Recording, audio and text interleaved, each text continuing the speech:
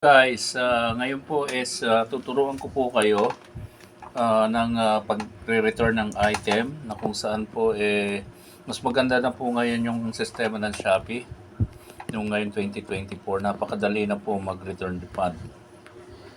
Ngayon, gaya nito, may in-order akong folding bed,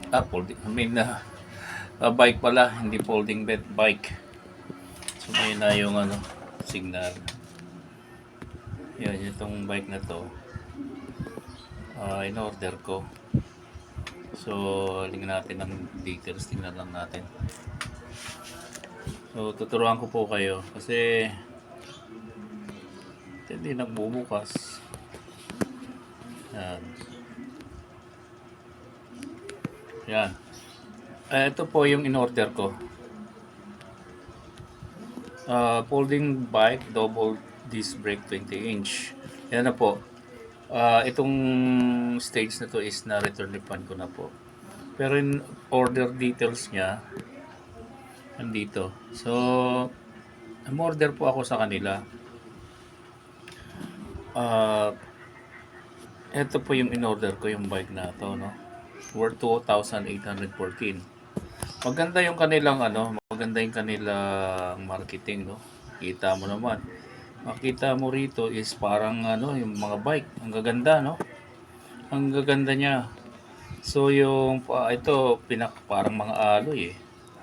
Mga alloy, ito yung in-order ko eh. Ang gaganda ng yan, ang gaganda nila. Pero ang pinakaayaw ko is yung na-receive ko.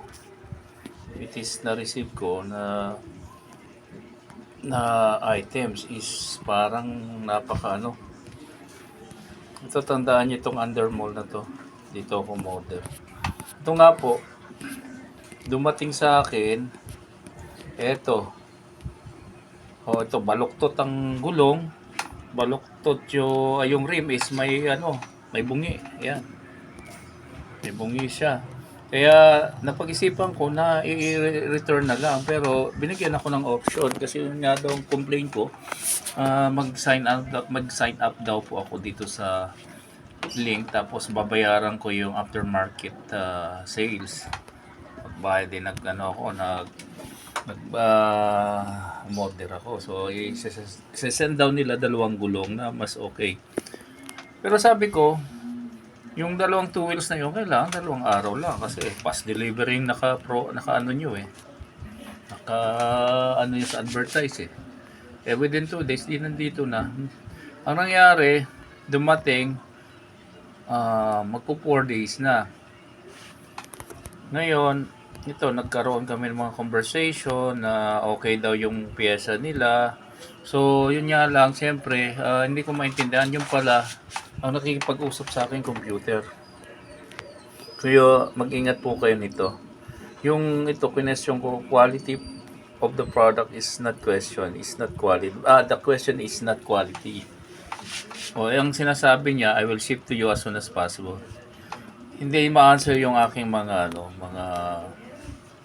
question. Dito ay yung kung pumasa ba to sa DTI, pumasa naman daw.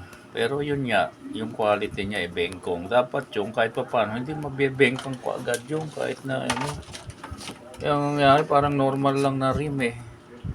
Ayan na, ngayon within 2 days hindi po bumalik. Ang ginawa ko, return ko na yung aking yung bike na in-order ko. Yun, daming mga conversation namin na ito nga yung pinakauli na sabi ko, ito with the day it's almost 3 days. I told you before, as 2 days acceptable but 3 days not. Thank you. Sinenda niya 8, kaso ang nangyari, yun na, dami niya ng alibay. Not necessarily ang beginning. Don't tell us what want to replace parts. Also made unreasonable demands. Unreasonable demands hindi nga quality.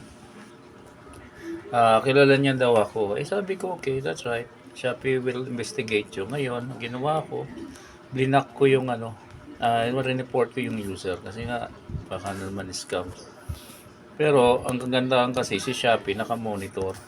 Yun na nga, yung return and refund ko, pagkasoli ko, yun na nagbubuhat. Pagkasoli ko, ito na to, ito nakikita nyo tatlong dot sa taas sa return refund.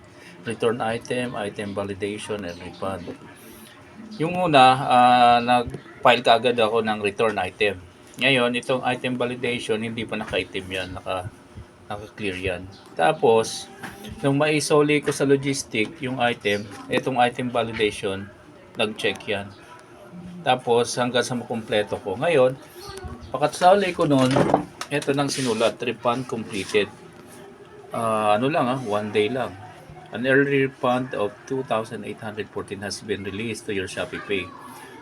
The refund amount may take 45 working days to be credited to your account. Hindi na po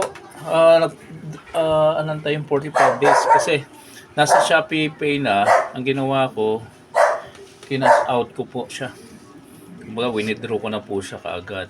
Hindi na ako nag-ano pa ng 45 working days. Pero hindi na ako nakapagantay noon.